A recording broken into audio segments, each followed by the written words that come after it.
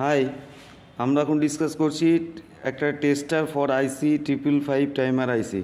অর্থাৎ 555 টাইমার আইসি যদি ঠিক থাকে তাহলে আমরা বুঝতে পারবো, আর যদি খারাপ থাকে তাহলেও আমরা বুঝতে পারবো।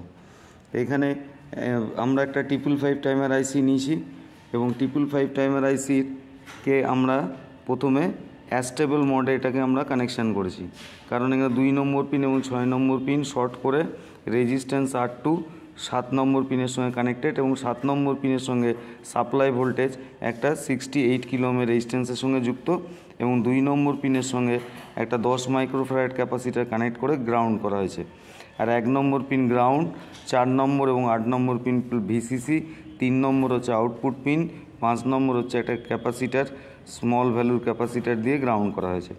আর 3 নম্বর পিন আউটপুটের সঙ্গে একটা এলইডি, দুটো এলইডি কানেক্টেড, একটা এলইডি এদিকে, এলইডি সুরক্ষার জন্য একটা রেজিস্ট্যান্স নেওয়া আছে এবং এই এলইডিটার সুরক্ষার জন্য একটা এই রেজিস্ট্যান্স 1.2 কিলো ওহমের রেজিস্ট্যান্স আছে। তো এখানে 9 ভোল্ট সাপ্লাই দেওয়া হচ্ছে। এটা 555 আইসি 555 টাইমারটা অ্যাস্টেবল মোডে কানেকশান করা আছে। অ্যাস্টেবল মোডে কানেকশান করা মানে এখানে 3 নম্বর পিনে আউটপুট কখনো হাই হবে কখনো লো হবে এবং সেটা হাই এবং লো হওয়ার সময় ক্যাপাসিটারটা কখনো চার্জ হবে কখনো ডিসচার্জ হবে।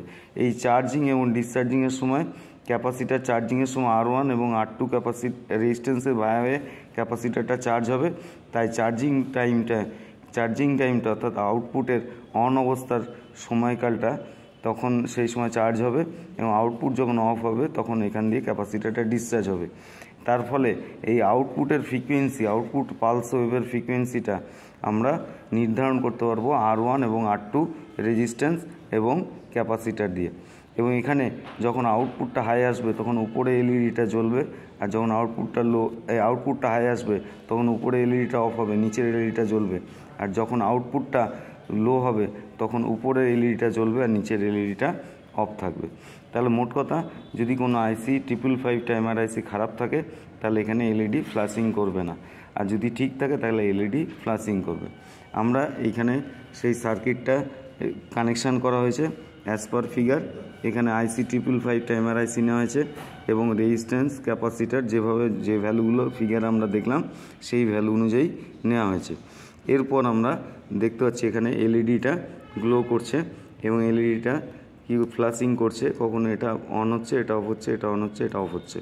তার ফলে এলইডি ফ্ল্যাশিংয়ের হচ্ছে, অতএব 555 টাইমার আইসিটা ঠিক কন্ডিশন আছে।